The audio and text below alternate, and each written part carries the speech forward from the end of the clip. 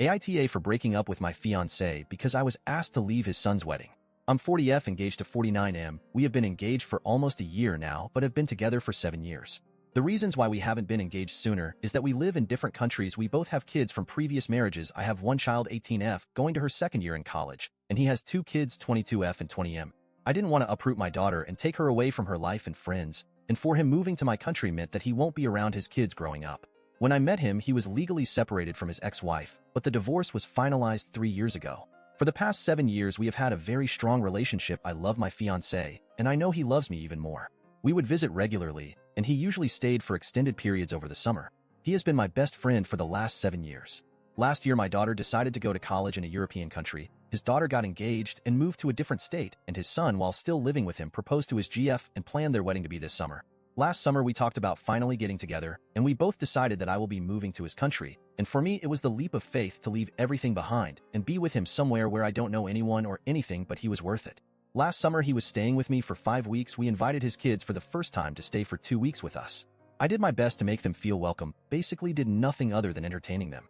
There were few things didn't set well with me, but I didn't share with my fiancé. His DL had made some few rude comments. She came across as a controlling person, and the son was a bit of a pushover, but it wasn't any of my business anyway.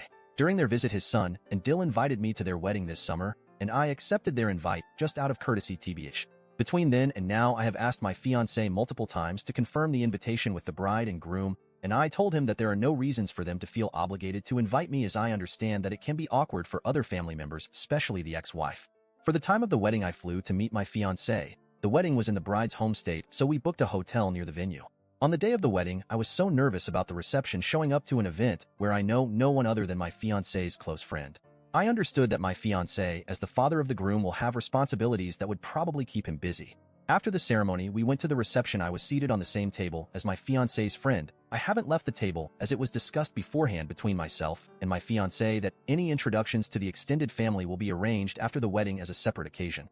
It had started to catch my attention that my fiancé was having a conversation with his ex-wife on the side. Then his son and Dill joined the conversation for a couple of minutes before returning to their table.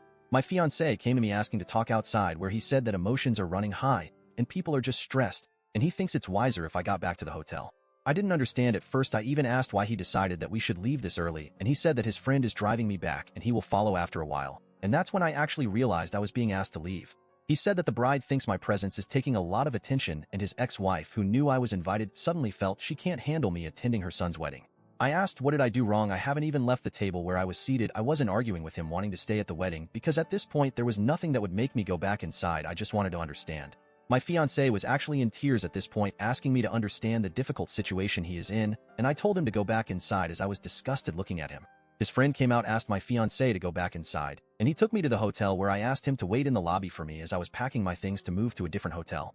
After the wedding, my fiancé called me, and I agreed to meet him, just to tell him that we were done and I'm going back home the next day. He was very emotional, asking me to stay and to try to work things out, but I was so angry for being humiliated and for him not standing up for me.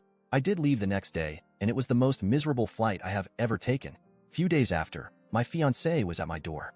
I let him in, and we did talk. He begged me for another chance, saying he would do anything. I was still angry, but I had it in me to tell him that I will think about it. Next morning, I sat him down and I told him that I was willing to give our relationship another chance, but I have certain conditions, and he immediately said he would do anything. My first condition was that he will be the one moving to my country, and that his son and Dill will never be welcome in my home again. He can contact them and visit as much as he wants, but not in my home or in presence. He told he was expecting my first condition, but the second one seems very cruel, and he is heartbroken that I want to punish him in such way, and I should be more forgiving towards the kids as they are just so young. I'm not trying to punish him, I'm just refusing to have anything to do with people that deliberately insulted me, while I have been nothing but respectful and accommodating to them. Edit. Okay, living on the other side of the hemisphere. Woke up to find so many replies. I tried to read as much as I can, and I think to clear some details that had been mentioned a lot. First of all, although I'm not in a good place with my fiancé, now I don't think he is that horrible person everyone is making him out to be. The support feels good though. One of things that we bonded over for all of these years is our unconditional love for our kids. I was widowed when my daughter was 6 years old, and she has been my #1 priority ever since, and that was one of the reasons he was doing most of traveling to see us. I know for a fact that he was not cheating or keeping me as mistress. He was so open about our relationship, even posting about us on his social media.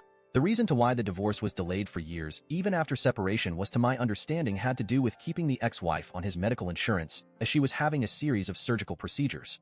I didn't get to meet extended family before, as they didn't all live in the same state, and traveling to see cousins or distant relatives wasn't a priority to us with the already limited time that we had together. There was one smart observation in the replies that I have read, and maybe it was an important detail to explain why I stood out in the wedding. I'm of a different ethnicity than most, if not all, of the people that was in the wedding. The ex-wife, the son, and the dill are very religious, and I'm not even Christian, and I know they had a problem with my fiancé marrying non-Christian.